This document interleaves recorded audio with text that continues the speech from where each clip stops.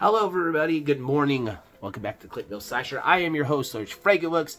It's Monday, but let's get this party started. So today, I thought I'd be doing something a little bit different, and I'm actually going to be doing my Terminator ranking of the franchise from my favorite movie to my least favorite. So let's start with number one, which is Terminator, released back in 1984. It stars Michael Biehn, Linda Hamilton, Arnold Schwarzenegger. It was directed by James Cameron. A little rundown of the film if you've never seen it.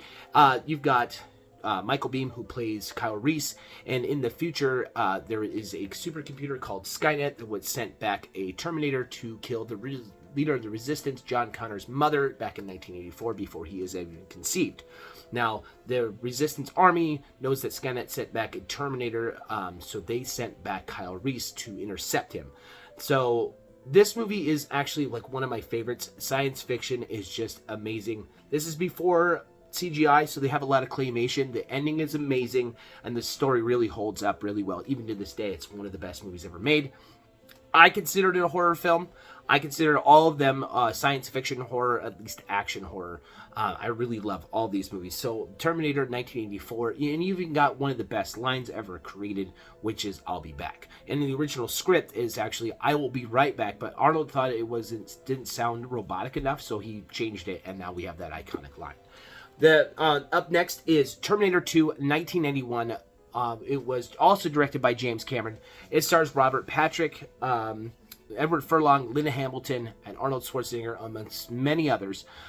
This takes place years later, when John Connor is a adolescent teenager. After the events of the first film, nobody believes Sarah Connor what happened. She doesn't believe anything about the machines. She thinks she's nuts and just blew up this computer factory, which is the events of the first film and the result of her going into a mental institution. Now, John Connor is actually like I said, an adolescent, preteens, like 12 or 13 at the time, and he's living with his foster parents. So the Skynet supercomputer sends back a T-1000, which is a liquid Terminator, sent back to kill John Connor, the leader of the Resistance, send him back in time to kill him at this point in his life. So what they do in the future timeline, John Connor captures Arnold's character, which is a T-600, I think. I'll look into that. But anyway, he recaptures the Terminator from the first film, reprograms him, and sends him back into time to protect him. So that's what the event you get. This movie is actually very great, and I think that it is ahead of its time with the timeline, with it's got great special effects. Awesome CGI. The CGI is way ahead of its time. It's got CGI with practical effects, because how else were you going to do the different, like, stabbing that the T-1000 has? And the T-1000 probably literally is one of the coolest Terminators ever made. And on screen, Robert Patrick plays an amazing bad guy. I love the fight scenes in this. The ending is truly awesome, and honestly, in my opinion, you could have stopped the franchise at Terminator 2. Moving on to Terminator 3, it stars Nick Stalls and Claire Danes. It also has Chris Hardwick doing he's got a small role in this. But this was released in 2003, and the events of this one, after the events of the first Terminator, John Connor goes on like a hiatus and keeps moving around and around and around. This one is the Terminator 3, The Rise of the Machines. Now, when they did this one, John Connor's on the move. He's not played by Edward Furlong. He's played by Nick Stahl, which I don't like this choice, but I diverse. So the T1, they send back, Skynet sends back a TX, which is kind of like a T-1000, but a little bit different. They have a really cool chase scene, and this one ends with the destruction of mankind. So the Terminator was sent back by Claire Danes' character, which is Catherine Brewster, who ends up marrying John Connor in the future, and is reprogrammed to protect her and get her to safety. So they send the Terminator back to protect Catherine Brewster, and it's the destruction of mankind, so they get to safety. Like I said, sorry I had to stop the video, and the dogs were being crazy. So, this one wasn't my favorite. I didn't really care for this one. I don't like the choice of Nick Stahl playing Terminator, or John Connor. Claire Danes was actually an okay choice. Catherine Brewster was a a brand new character that they brought in. I didn't like the fact that they made Arnold funny. Like, they try to make him, like, goofy. And, like, they try to make a comedic out of it. And it wasn't that great. I really liked the TX, though. It was really cool. I like the fight scenes. The car chase scene in the beginning is really great. So, and the fact that the TX is a girl, which is new. I like that. So let's move on to Terminator Salvation, released back in 2009. Now, this one is actually really good. I can see why people don't like it, but this one stars Anton Yelchin, Christian Bale, amongst many others. Michael Ironside's in this.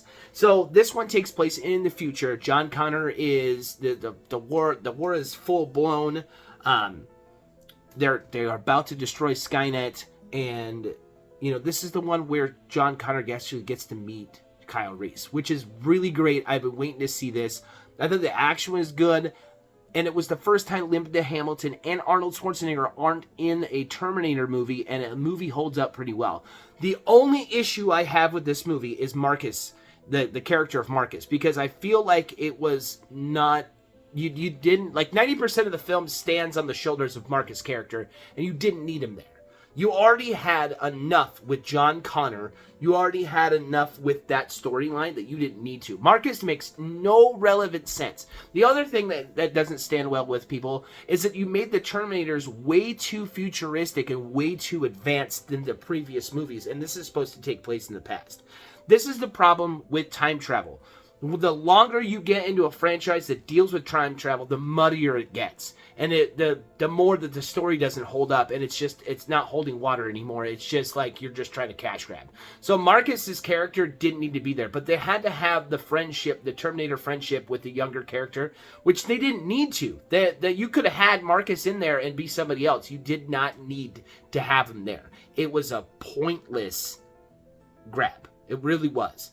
That is the only issue I really have with this movie, and I think that a lot of people have the same issue with it. The storyline was so good, and the acting is so amazing, and the direction they took. The Terminators look cool, but they're way too futuristic for the timeline. That doesn't make any sense. So that's the only real big issue I have with that film.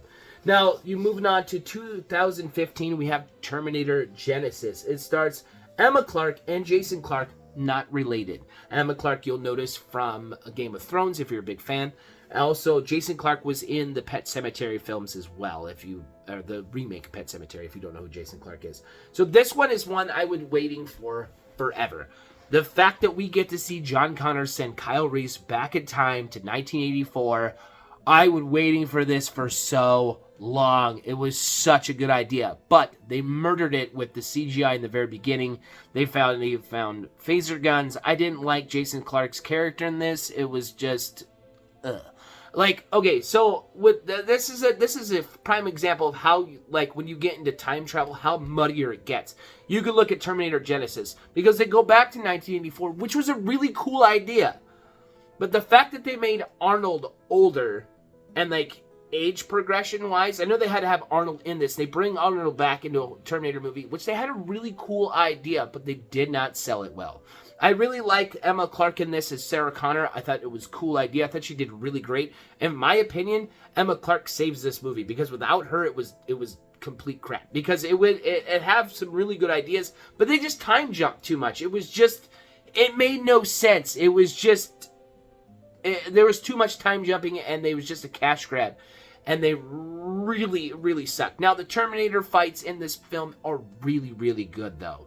I mean, but you have the iconic scene from Terminator 1984 where Arnold walks up to the punks. One of them's played by Bill Paxton, and he says, "Nice night for a walk, eh? Nothing clean, right? Nothing clean, right?" And they do that, and it doesn't feel the same, you know? That just wasn't a very good feel to me. I did not like it.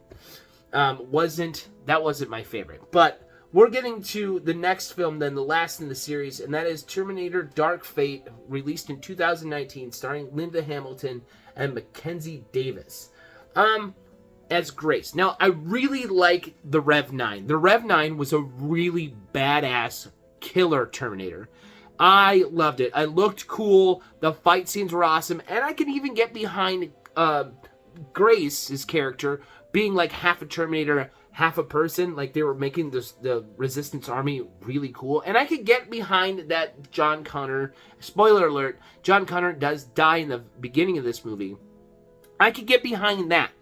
The only thing, I have a lot of issues with this film, and I'll get into it. The fact that James Cameron decided to take the direction that John Carpenter did with the Halloween films and just forget the other movies, which is fine to me. You can forget Salvation and Genesis. Totally fine. You can forget 3, Salvation and Genesis. That's fine. Go ahead. Forget them. Like, 2 out of the 3 are crap. But the fact that you make Arnold kill John Connor, and then he goes off into the sunset and becomes an old man named Carl and starts, like, a business, that's the dumbest shit ever. Like, why would the Terminator age? I mean, obviously he has a neural computer so he can, like learn human abilities and adapt to his environment. That's fine, but why would he start a family? That doesn't make any sense. That was stupid. The end of it was way too Fast and the Furious. There was way too much shit going on. The fight scenes were great. Like, I can get behind that they changed the timeline. I can do all of that. It was just stupid.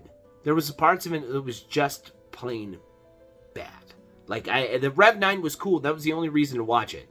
Everything else is just, ugh. Like, the ending is so, over the top, so insane. You got planes falling out of the sky. You've got these 2 Terminators fighting on buildings. They're fighting in factories. They're beating each other up. And it's just horrific. Like, there's just way too much shit going on. And they just threw millions of dollars at it, and they didn't have to. It was like almost 2-hour movie with like a 40-minute story.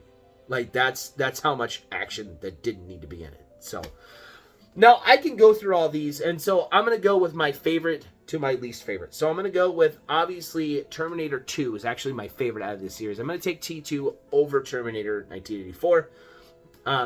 So it's going to go T2, Terminator, Salvation,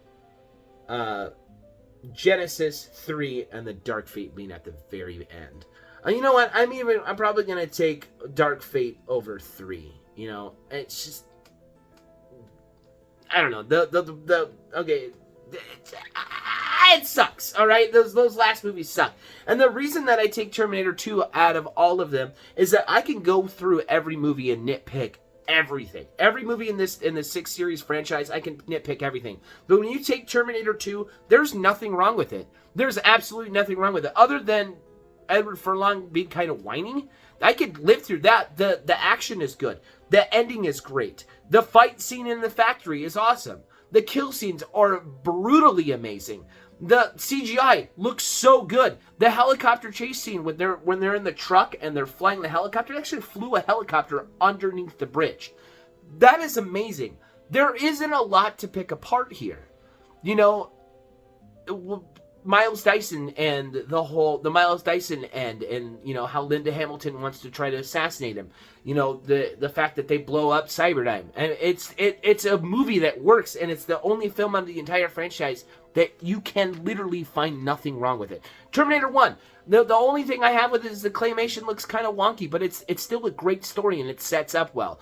After Terminator 1, that movie holds up really well, and that's everybody's gonna love the original movie, but I don't know, it just doesn't look good on screen compared to Terminator 2. It was way ahead of its time. The fight scenes between them two, where he's smashing Arnold's face in with that big anvil, and then he's just messed up at the ending. And it's so good. It's so awesome.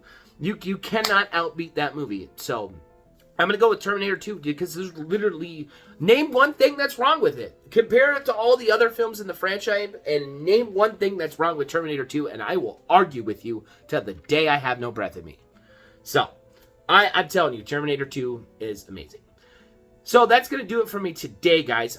If you guys are new to the channel, please like, comment, and subscribe. I post every Monday, Wednesday, and Friday. Stay horror. Have an awesome Monday. Stay excellent to each other, and we will see you on Wednesday. Later days. Stay horror!